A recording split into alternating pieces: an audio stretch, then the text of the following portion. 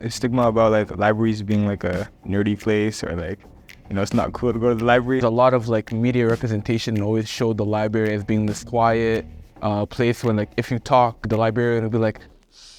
Reading the book really made me understand how scared people are of learning the truth of what's actually happening. Hello everybody and welcome to The Conversation.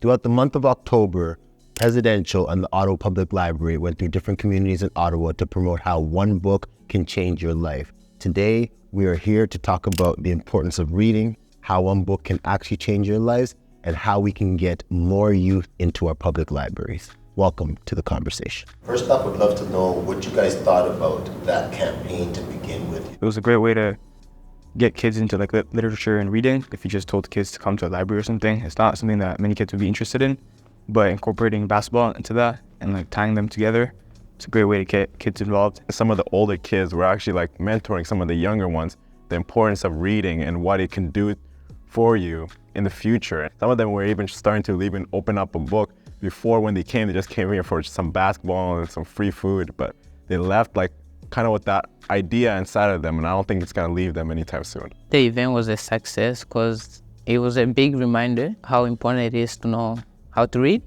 Because, for example, if some of these kids happens to go pro or something, they will have to sign contract and they have to know what they're signing up for, But if they don't understand, they will just be signing stuff that they will later probably regret. So one book can change your life, true or false?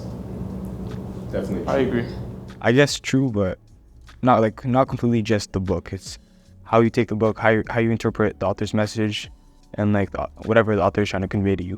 What's one book that has changed your life? You guys have any one book that has actually impacted you in a way? There's a book that I read in high school. It's called Fahrenheit 451. Kind of shows how the world would be if all books are banned. And it's basically like a dystopian setting.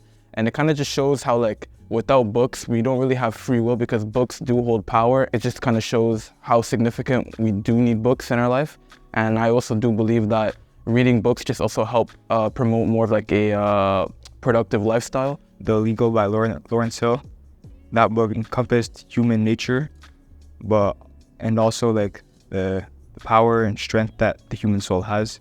Let's talk about the library stuff, man. Like, why is it not appealing to go to the library? A lot of like media representation always showed the library as being this very quiet place where like if you talk, the librarian will be like, talking or anything, So I feel like if that was like that for me growing up, I feel like maybe a lot of other kids or just people in general think that way too. Like stigma about it.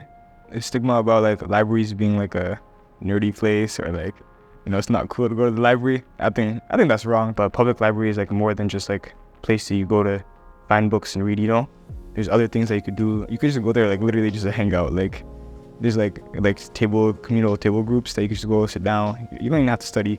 I always used to go with like the intention of studying, but I never ended up studying. They have instruments, they have the computers they can use, they have games they can rent. But I feel like the reason why kids don't go, kids don't know, is because they don't advertise it to see that it's not just only a quiet space.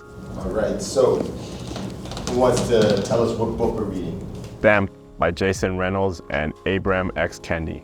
This was the book that kind of helped fuel this campaign in a sense, right? This book has been banned in many places, and the reason why it was banned is because it stands on racism. The way it talks about how racism was created and kind of how we got into this place right now. I've had the honor of meeting the author Jason Reynolds twice before, actually. He's talked to my school twice. He was like such a great guy. Even when we met him, he was filled with passion. He loved to rap, he loved slam poetry.